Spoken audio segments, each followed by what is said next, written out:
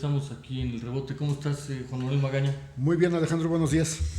Adrián Ojeda Román, ¿cómo estás? ¿Cómo están? Bueno, pues el rebote, porque rebota y rebota como pelota las noticias que aquí comentamos. Pues vamos a nuestro primer tema. Yo soy Alejandro Aurelio de la REA. Vamos al primer tema. Manlio parece que no llega a la presidencia del PRI. Después de que el diputado Manlio Fabio Beltrones anunciara públicamente su interés por ser el próximo presidente del PRI, este se había perfilado como la mejor opción para ocupar el puesto. Sin embargo, el Congreso y el mismo presidente de la República, Enrique Peña Nieto, no han dado señales de apoyar esta idea, pues dicho cargo colocaría a Beltrones en la lista de los posibles candidatos para las elecciones del 2018. Por otro lado, se ha dicho que Manlio Fabio podría presidir el PRI, renunciando a la posibilidad de entrar en la próxima contienda presidencial, pero ya estando en el cargo, nada podría impedírselo. Pues así está el planteamiento. Antes de las elecciones había múltiples versiones de que Manlio sería el próximo presidente del PRI. Hay que recordar que César Camacho se va del PRI porque va a ser seguramente el coordinador de los diputados del PRI, de los diputados federales, y se mencionaba por todos lados que Manlio sería el relevo, ¿no? Pasaron las elecciones y ahora vino toda una ola de mensajes que parecen muy claros, mensajes políticos a Beltrones, en el sentido de que no va a ser el líder del PRI. Quizás el mensaje más claro lo da el propio presidente todavía del PRI, César Camacho Quirós, que dice que quien aspire a ser presidente o candidato presidencial por parte del PRI no puede encabezar al partido.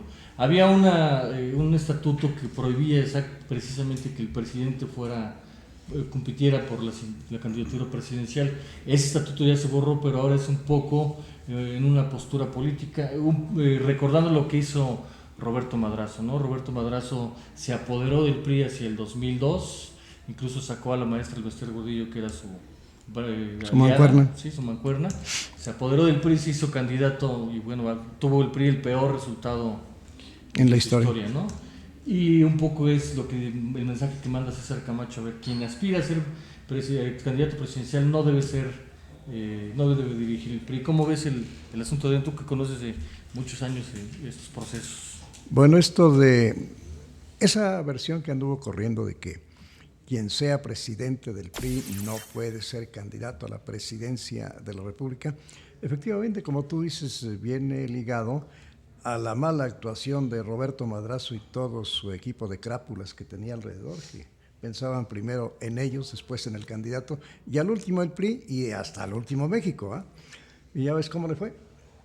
Sin embargo, no llegó al estatuto. Una disposición de la señora Paredes quedó nada más en plática, en una orden: quien sea presidente del PRI no puede aspirar a ser candidato. Y ahí quedó. O sea que en este momento ningún estatuto del PRI prohíbe lo que también ha dicho el señor Camacho, que se fue con la finta en ese sentido. En cuanto a Manlio, pues yo veo que a pesar de que Manlio ha tenido pues muchos tropiezos después de la gubernatura en Sonora, tropiezos personales, aquel que le atribuyen que él prodigó que fueran 2 o 3, ¿cómo se apellida el asesino de Colosio, el solitario? Aburto. 2 o 3 aburtos, que él fue el que lo propició, que él fue el primero que habló con Aburto en el aeropuerto de Tijuana, en fin, muchas cosas que le colgaron y que nunca se aclararon. Sin embargo, yo te pregunto a ti y pregunto a Juan Manuel, ¿hay algún otro a la vista que tenga la capacidad y que tenga el arrastre de Manlio Fabio Beltrones? Bueno, yo no sé si tenga arrastre o no. Más bien me parecería que no, o sea, eso es parte así como que de un hálito que le crean, un tanto propagandístico. Pero yo pondría precisamente en tela de duda eso de que fuese un tipo con arrastre. Incluso sus panegiristas, por ejemplo, lo pintan como si fuera él el artífice de las reformas estructurales que pasaron por el Congreso, cuando que todos sabemos que esas reformas se cocinaron en el ámbito de esto que llamaron el Pacto por México, y que las mismas iniciativas incluso se cocinaron si no en Los Pinos, en las secretarías de Estado respectivas, ¿no? A él, en todo caso, le tocó, digamos, haberse cerciorado de que no se alborotara la gallera, digamos, en San Lázaro, así como a Emilio Gamboa le tocó en el Senado, que no se les alborotara del modo en que se le alborotó, por ejemplo, a Calderón cuando quiso hacer la reforma energética, ¿no? Ahí es donde cuidaron, y digamos que ese oficio político es acaso lo que mostró en este caso Manlio Fabio, como lo está mostrando o como lo mostró también Gamboa, ¿no? Pero yo creo que, vamos, ese hálito es un tanto así como que propagandístico nada más, ¿no? Ahora, por lo demás, en el PRI lo que estamos viendo, y en un ámbito mayor, entre el PRI y el gobierno, digamos, lo que estamos viendo es que ya prácticamente sobran generales, ¿no? O sea, está ahora sí completamente ocupado, ¿no? Puros oficiales. Manlio cumplió su ciclo, estuvo a la altura de lo que se le pidió y hasta ahí, ¿no? Y creo que ha estado bien pagado. Entonces, bueno, lo que hay es una aspiración de él manifestada porque para seguir, digamos, en el juego. En el juego, este juego se trata, digamos, de no perder poder político, de ganar, de tratar de amasar un poco más de capital, un poco menos, de defenderlo, etcétera, etcétera. En el caso del PRI, por ejemplo, yo no veo a Manlio, digamos, como una persona que pudiera ser candidato. ¿Por qué? Porque esa posición ya tiene, digamos, una especie de destino manifiesto, por decirlo así. Es el que vaya para el PRI, y sobre todo en un periodo presidencial, de sucesión presidencial, va de mera figura decorativa. Entonces, recordemos, bueno, el primero que me viene a la mente es, por ejemplo, Jorge de la Vega Domínguez, cuando vivió el proceso de sucesión de Carlos Salinas, ¿no? Entonces, ese es el destino que tiene. Ahora, por eso le están condicionando, y ahí es donde yo tengo dudas de si ya se le acabó la pista a Manlio o todavía le queda. Lo único que tiene que decir es que sí, voy a hacer la maceta del pasillo o la figura decorativa que está llamada para este tiempo, es decir, mi destino final como priista, ¿no? Quizá un saurio ya en vías de jubilación, ¿no? Y decir, bueno, pues sí, ya como máxima aspiración llegan a presidir su partido, ¿no? Ahí es donde tendría que manifestarse Manlio, si efectivamente, ya después de todo, creo que además esta exhibición sería innecesaria, ¿no? Ya lo hubiera dicho él, digamos, de una manera baja, y vámonos para el PRI, ¿no? Sí, yo creo que efectivamente la decisión, pues, del presidente de la República ya está tomada, y es que Manlio no va a ser presidente del PRI. Eso me queda como muy claro, que los mensajes han sido en ese sentido: Manlio, tú no eres, ¿no? Tú no te va a tocar a ti. Creo yo que otro de los mensajes que también le están mandando es como la posibilidad de integrarse al gabinete, que eso ya no sé si va a ocurrir en el sentido de que Manlio acepte o no ser empleado del presidente, ¿no? Porque al final él siempre ha tratado de vender esto de que él es un ente casi autónomo, que tiene fuerza política propia, que no quiere ser un empleado o un subordinado del presidente de la República. Yo creo que si Manlio acepta estar en el gabinete, pues va a estar viviendo en el no error, un poco lo que decías tú, que estar en algún proyecto, estar en alguna secretaría. No sé quién decía, creo que era Hank, ¿no?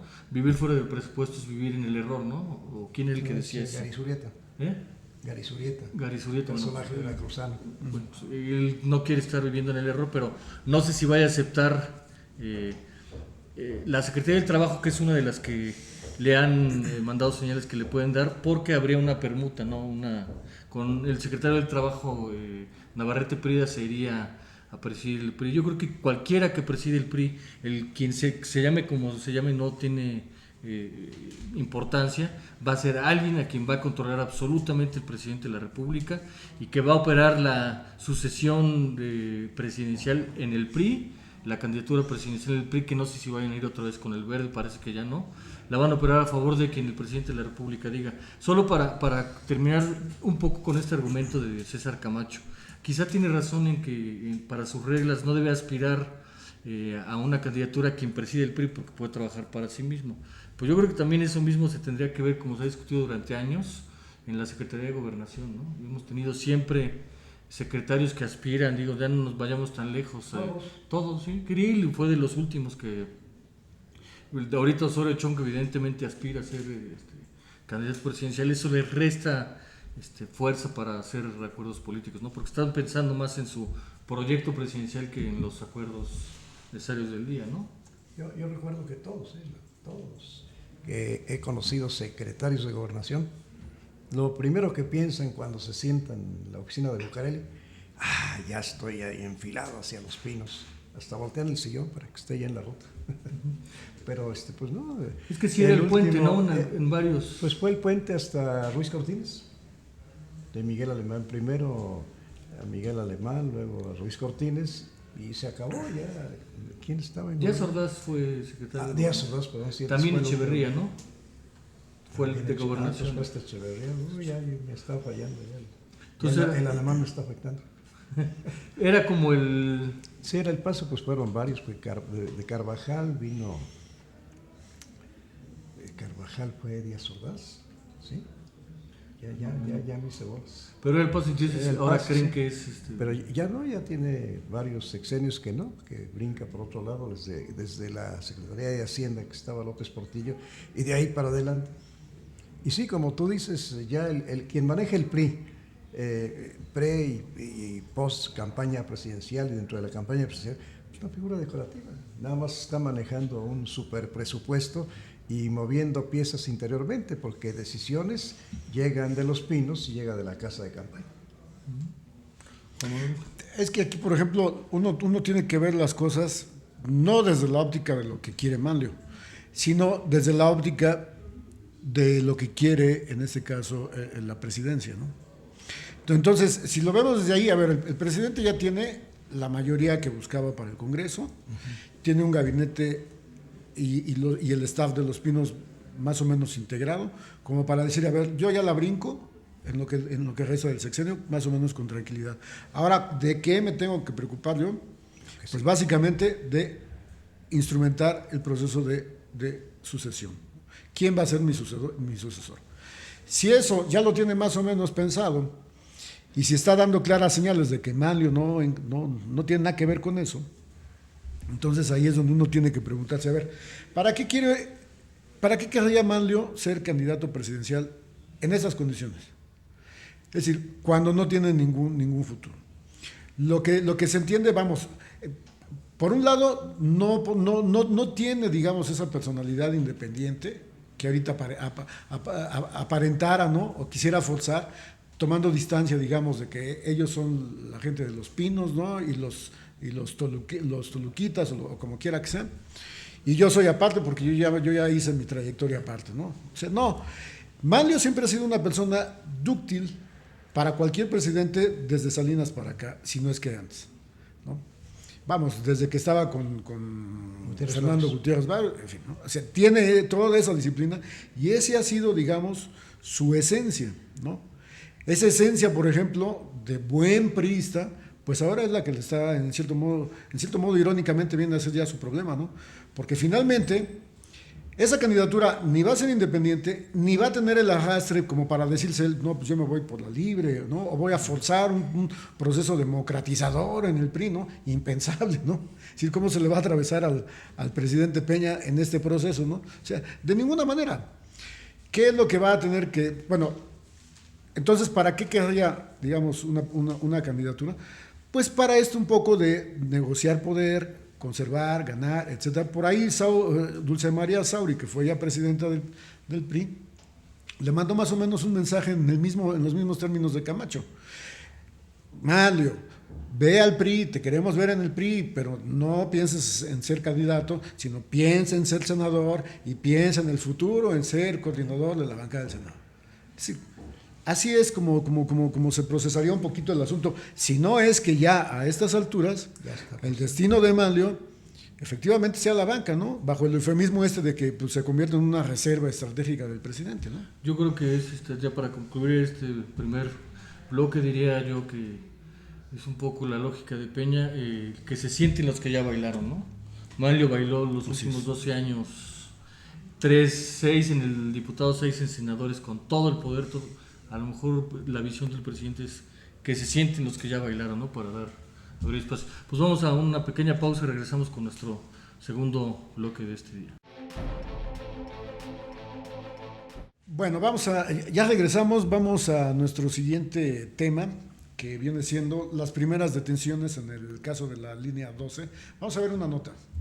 La Fiscalía para la Investigación de los Delitos Cometidos por Servidores Públicos ejerció acción penal por el delito de uso ilegal de atribuciones y facultades en la construcción de la línea 12 del metro. De manera extraoficial, señalaron que también se giraron órdenes de aprehensión contra el director del proyecto Metro, Enrique Orcasitas, así como Moisés Guerrero Ponce, exdirector de Construcciones de Obras Civiles, y Sergio Aguirre, ex subdirector de Obras y Apoyo Técnico. Miguel Ángel Mancera, jefe de gobierno del Distrito Federal, confirmó que habrá más detenciones de funcionarios relacionados con la línea dorada, pero hasta ahora no existe una orden de aprehensión para Marcelo Ebrard.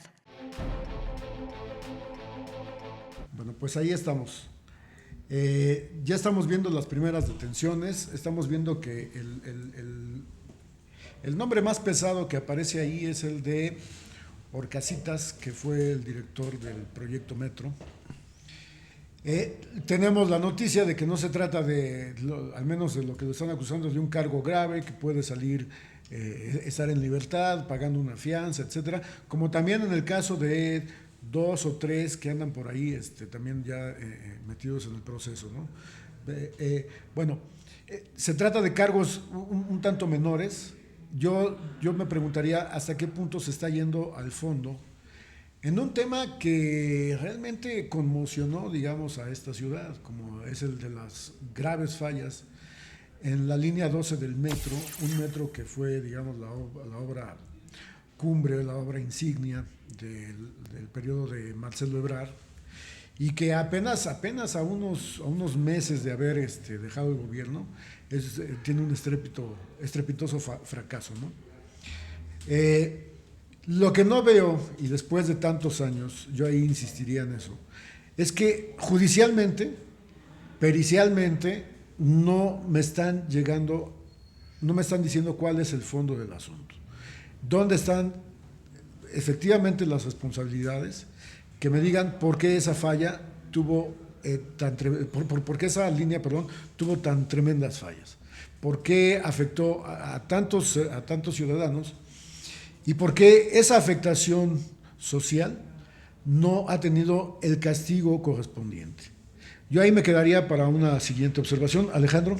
Pues yo creo que el gobierno de Mancera ha administrado y ha usado políticamente este tema de la línea 12, ¿no? A lo mejor ha sido parte de esto que yo ya mencioné en otras ocasiones, de esta venganza que está haciendo Joel Ortega, el director del Metro, en contra de Marcelo Ebrard. Un poco recordar rapidísimo que Joel Ortega era el secretario de Seguridad Pública de Marcelo Ebrard y cayó por el asunto del News Divine, ¿no? La Comisión de Derechos Humanos hizo una recomendación muy dura contra Marcelo, al gobierno del DF, y de ahí cayó Joel Ortega. Esa no se la ha terminado de cobrar, yo creo, Joel Ortega, pero a estas alturas ya creo que termina siendo ya una carga negativa para el gobierno de la ciudad.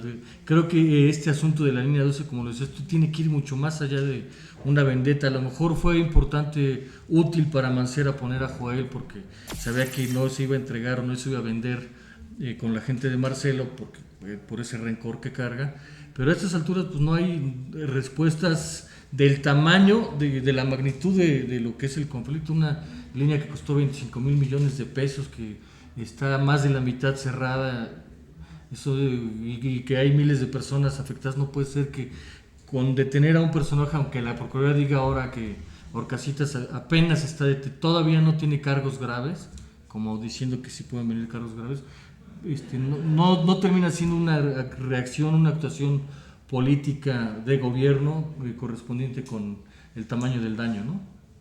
400,000 personas diariamente padecen por esa línea, que pues los primeros meses se acostumbraron al viaje rápido y ahora tienen que subirse a los camiones viejos, esos de la ruta no sé qué, RTP, y cuando bien les va, o ir colgados o como sea. Ahora bien, me llama la atención mucho una nota que viene publicada hoy en el diario El Financiero, en donde afirman que Orcasitas avaló un contrato para supervisar una obra inexistente, pero no habla de la línea 12 del metro. Se trata de otro asunto. Dice que planeó construir una policlínica en Tláhuac, la licitación se declaró desierta, firmó con las Truchas SADCB, una empresa que podría ser fantasma. O sea que el daño aquí es de $1 millón, 1.700.000 y tantos millones de pesos, y ese es el motivo. No habla en ningún momento de algún ilícito en la famosísima línea dorada de don Marcelo Ebrard. Entonces, ¿qué ha pasado? El gobierno de Mancera es tapadera, está tratando de tapar a como dé lugar y salvar a su cuate Marcelo Ebrard, que aunque pues por ahí dice que andan en contra. Yo no creo que nada que anden en contra, siguen siendo los buenos amigos de toda la vida, ¿verdad? Y tiene la obligación, Mancera, obligación moral, si ustedes quieren, pues de proteger a su tutor, ¿no? No sé qué opinas tú, Juan Manuel. Bueno, yo aquí como no está claro, o sea, yo veo dos procesos ahí que andan sueltos, y no sé bien cómo juntarlos, cómo conectarlos bien del todo. Por un lado, se supone que todo esto viene formando parte también de una ecuación mayor, que es, a ver, hasta dónde le llegan al ex jefe de gobierno, ¿no? A Marcelo Ebrard. Ese es parte de un conjunto en el que Marcelo, se ha tratado de defender, fue hasta la Cámara de Diputados a dar su versión, etcétera, etcétera. En este momento no estamos viendo que le lleguen a él, sino como máximo le llegan hasta el nivel de Orcasitas, y con cargos que no son graves y que pueden litigarse, digamos, en libertad y eso. Pero por el otro lado, se supone que esta cuestión de ir contra Marcelo también viene de otro flanco, que viene siendo el de Los Pinos, por ejemplo, ¿no? Hay mucha tinta que ha corrido al respecto y que se dice, vamos sobre de él. Hay muchas versiones ya de cómo han estado investigando incluso a sus familiares, etcétera, etcétera. En fin, para ver de qué manera, digamos, un poquito es Marcelo el que cae en la red, ¿no? Entonces ahí tenemos dos procesos que no sabemos bien cómo estén conectados del todo, ¿no? No sabemos, por ejemplo, yo diría, qué presiones pudiera tener incluso Mancera, que le vinieran de parte del gobierno federal, en este caso, en fin, ¿no? El asunto es que, curiosamente, vuelve a surgir el caso, vamos, con muchísimas altas luces en la prensa, pero es prácticamente nada, ¿no? Usted habla ahí, por ejemplo, una cuestión que tiene que ver con $1 millón, es nada, ¿no? Comparado con el asunto de la línea 12 del metro, ¿no? Y luego viene el otro proceso político de que, curiosamente, bueno, pasa la elección, viene acompañado o precedido de una serie de cosas, porque eso tiene más que nada, digamos, una interpretación, a querer o no, de tipo político, y viene antecedida que del resultado electoral, de la manifestación de Mancera de querer ser candidato, de las renuncias que le pide al gabinete, y ahora vamos a poner en juicio, o vamos a poner bajo la lupa de la justicia el asunto de la línea 2. Pero para mí hay insatisfacción de decir, bueno, pues hay mucho escándalo, en fin, pero no aterriza, digamos, en el fondo de la cuestión. Yo veo que aquí como dos pistas del proceso que podría llevar a juicio o a prisión eventualmente a Marcelo. Bueno, que ya se dio a la fuga, será difícil que entre en prisión. Una pista la veo en el gobierno federal, que es una investigación que al margen del asunto de la línea 12, y es una investigación sobre presunto lavado de dinero, ¿no? Una serie de operaciones de gente allegada a Marcelo, familiares, amigos, presuntos socios, de recursos que no se sabe su origen, y recursos de miles de millones de pesos, ¿no? Eso creo que es una pista que no tiene que ver con el gobierno del Distrito Federal per se, del actual gobierno de Mancera. La otra pista es la de la línea 12.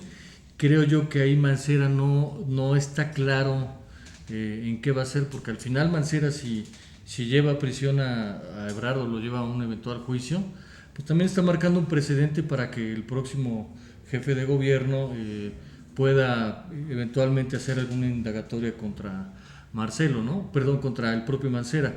Yo no sé si también este resultado electoral vaya a ayudar o no vaya a ayudar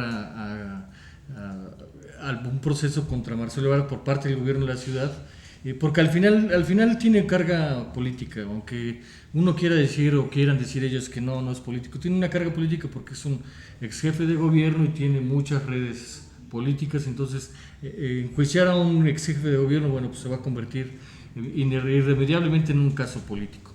Yo no sé si aquí la composición de la nueva Asamblea Legislativa, que la tiene Morena y que ahí con los diputados, que tiene Morena la mayoría relativa y que esos diputados los encabeza una gente muy allegada a Martí Batres, yo no sé si eso va a ayudar a enjuiciar a Marcelo. ¿Por qué? Y aquí yo dejaría mi comentario.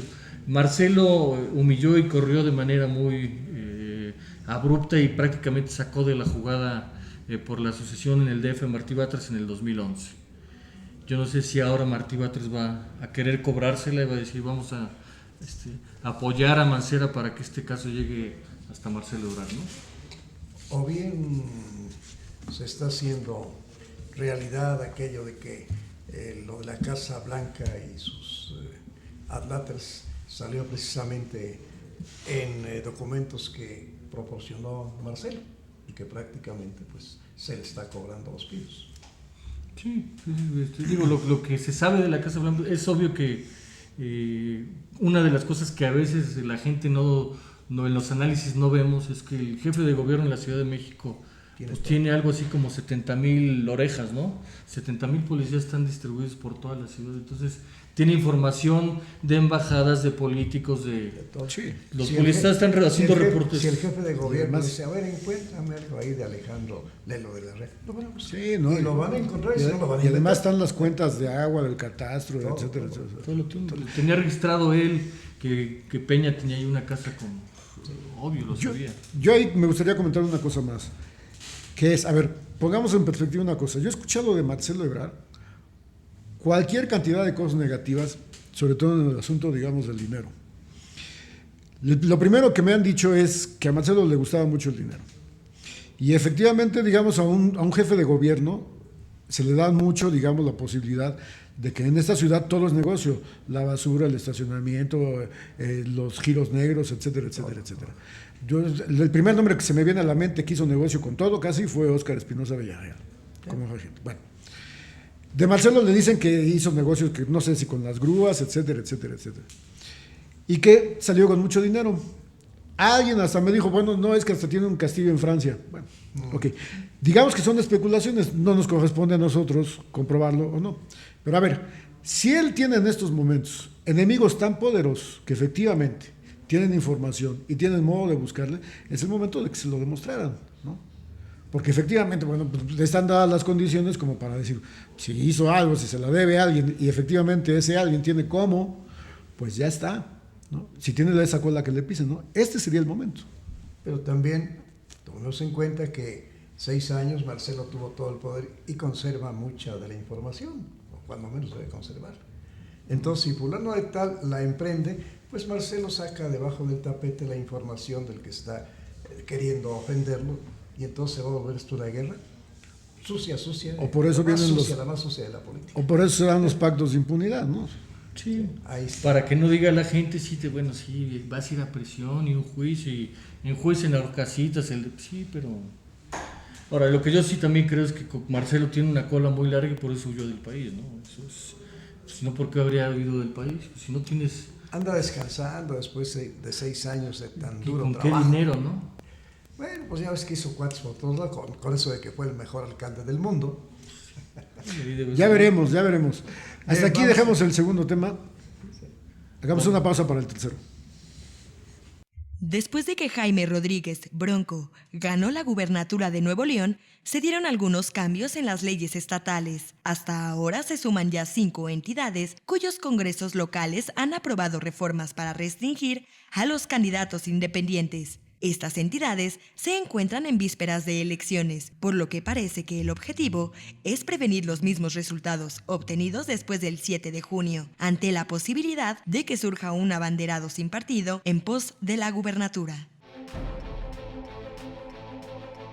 Bien, pues el pasado 7 de junio la sorpresa mayor fue que un candidato independiente a una gubernatura gana la elección. Por primera vez en la historia de México, candidato independiente, no dependiendo de ningún partido, según esto de ningún grupo político, llega a la primera magistratura del estado de Nuevo León, uno de los más importantes, si no es que el más importante del país, por su capacidad económica.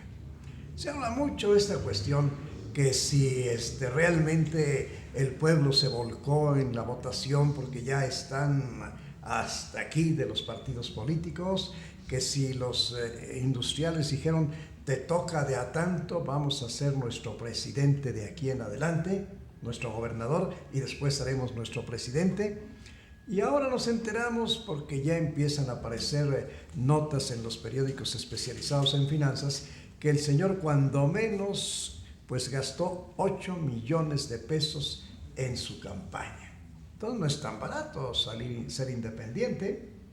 Se quejan mucho y hablan mucho de que cuesta mucho la democracia a través del INE, claro que ha costado, y a través anteriormente del IFE y de como se hayan llamado, pero pues ahí la llevábamos, y ahora este brinco a candidatos independientes, pues caray, como que sorprende, y pensamos, ¿será ese el destino? Porque ya empiezan a curarse en salud algunos estados, y ya empiezan los gobernadores a platicar con sus diputados, y ya empiezan a ponerse los candados, o ponerla muy difícil para que el que quiera hacer, pues le cueste trabajo.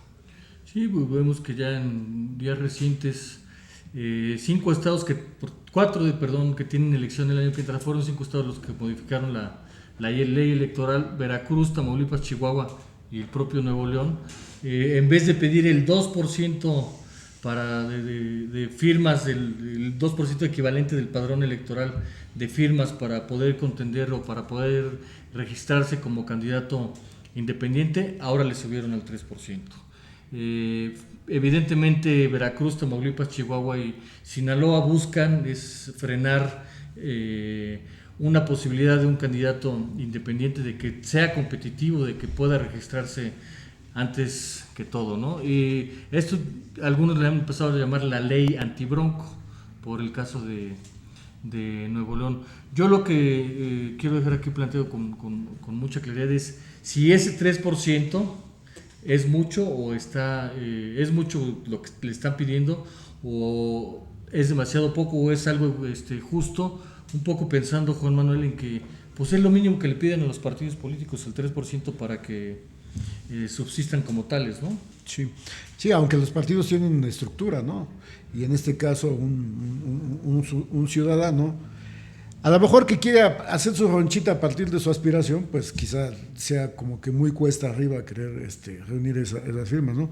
Cuando ya se trae, digamos, un arrastre, ahí sí, por este raigambre popular, este carisma, ¿no? En fin, pues yo creo que hasta sale sobrado, ¿no?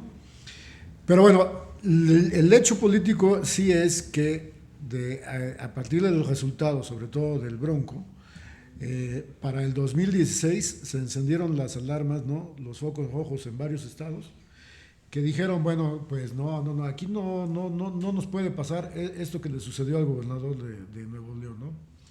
Yo aquí estaba viendo un reporte, son 12 elecciones para renovar gobernadores en 2016, y los que se contaminaron así de la enfermedad, o los que ya formaron esto que decíamos un poco en broma hace rato, el Tucobrón, ¿no? El Tocobrón, todos unidos contra el Bronco. Tucobrón. Ya lo están formando, por ejemplo, quienes son Javier Duarte en Chihuahua, César Duarte en Veracruz, Egidio Torre Cantú en Tamaulipas. César Duarte, Chihuahua, y el otro Duarte en Veracruz. Okay. Perdón. Sí, Javier Duarte en Veracruz y César Duarte en Chihuahua. Egidio Torre Cantú en Tamaulipas, Jorge Herrera Caldera en Durango, y hasta Maloba, que finalmente también fue un desprendimiento, fue una suerte así como de candidato independiente que lo cobijaron el PAN y el PRD para Sinaloa, ¿no? Y que gobierna con PRI, ¿no? Así es. Así es. Y luego todavía, ahí vienen, por ejemplo, también Quintana Roo y Coahuila, según estoy viendo en un reporte de proceso, ¿no? Es decir, las alarmas son serias, pero ¿por qué? Bueno, yo lo comentaría en el siguiente bloque. Las alarmas sonarían. ¿Hasta qué punto el señor Bronco se desprende del PRI? ¿Hasta qué punto el señor Bronco va a manejar olvidándose de que toda su vida fue priista? Creo que es muy difícil. Creo que lo trae ya muy adentro, ¿verdad? Y es imposible que una gente a esas alturas y con tantos años haciendo lo mismo todos los días, pues pueda cambiar de posiciones. Y no, ahora esto quede en el pie, así lo vamos a hacer así. Y esto lo vamos a hacer de otra manera. Lo veo muy difícil, pero señor Bronco, pues le deseamos el mayor éxito. Ojalá y que Nuevo León salga muy, muy adelante con usted. Pero sí estoy seguro de una cosa, sus patrocinadores pues lo van a tener muy vigilado. No lo van a dejar que se salga usted del guión previamente preparado desde que acordaron nombrarlo a usted candidato. De todos modos, señor Bronco, pues mucha suerte y que su gubernatura sea un éxito. Yo un poco abonando a lo que comentabas, Juan Manuel, creo yo que ese 3%, pues si es una persona, un candidato o aspirante con arrastre, lo puede tener Muerto de risa. Sin mayor problema. Lo que creo que están más bien tratando de frenar es que los intereses, aunque también los partidos tienen sus intereses, los intereses y el dinero vilmente pueda comprar una candidatura independiente, ¿no? Que un personaje X que hoy no es conocido, que no ha tenido trayectoria política, por el caso de Broncos lo tenía, fue alcalde de pues el municipio más importante de México, ¿no? Por lo menos el más importante en términos de ingreso per cápita, ¿no? De Garza García, Nuevo León. Que no vaya a ocurrir en otros casos, pues que gente que no tenía arrastre, pues se vaya a poder registrar solamente con dinero. Yo creo que el caso de Sinaloa pues va directamente en contra del hijo de Maquillo, ¿no? Que es el único diputado que llega independiente a la Cámara Federal. Hubo casos en los estados. El único diputado que llega como independiente y pues seguramente estará siendo candidato independiente o buscando ser candidato independiente a la gubernatura de Sonora, pero finalmente en casos como él, por el arrastre, la trayectoria del papá, la importancia, él tiene un periódico el más importante, si no me equivoco, en Sinaloa, pues conseguir el 3% para él debe ser cosa de risa, ¿no? Entonces sí lo veo como un ataque de los partidos políticos, de este oligopolio de partidos políticos para frenar el avance de las candidaturas independientes, pero creo que no va a tener tal resultado, ¿no? Yo me pregunto una cosa. En realidad, ¿a quién quieren bloquear? ¿A un candidato independiente?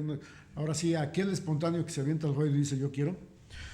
O más bien, como pasó en Nuevo León, quieren evitar la inconformidad o la insatisfacción de las cúpulas, ¿verdad?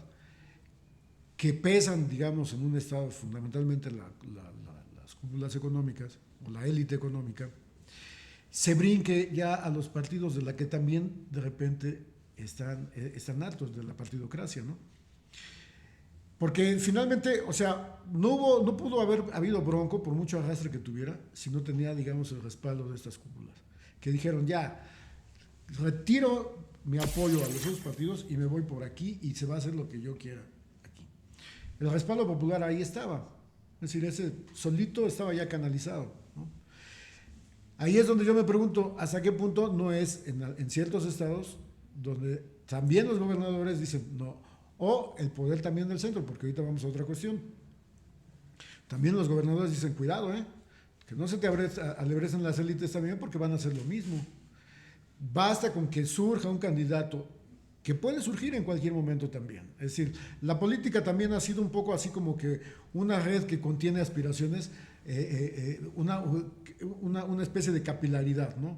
Ya se ha viciado tanto la política, vemos tanto que el poder también se hereda a las familias, ¿no? A los hijos, a los parientes, a los cuñados, etcétera, etcétera, que también empieza a estar asolvado, ¿no? Esa situación del poder.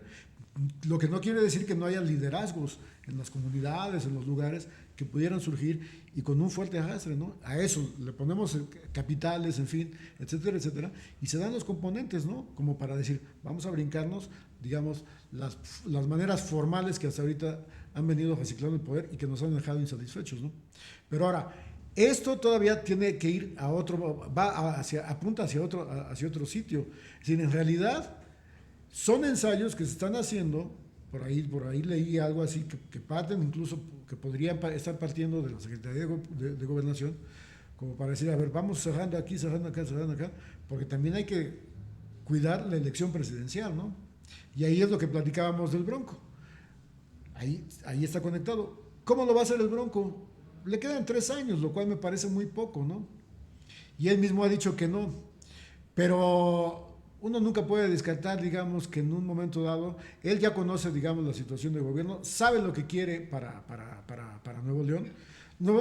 Él se vendió, según desde mi punto de vista, como el hombre que necesitaba más Nuevo León en esta situación, las cúpulas, como el sheriff del pueblo, de este gran pueblo que es Nuevo León. Así se vendió y así se la compraron.